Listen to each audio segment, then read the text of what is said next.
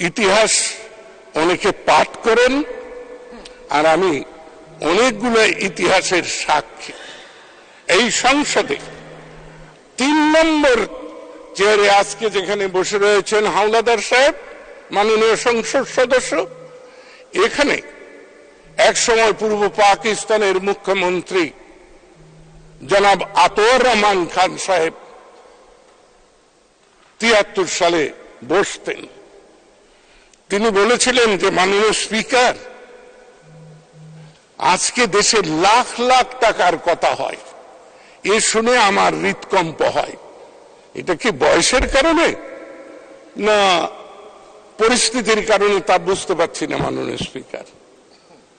আমরা শত, খুব বেশি হলে হাজারের হিসাব করেছি।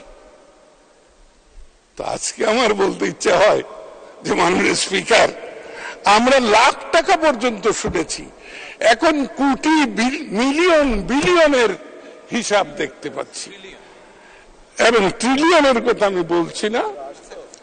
এবং এর জন্মদাতা কারা? এর জন্মদাতা বাংলাদেশের 2টি সামরিক শাসন,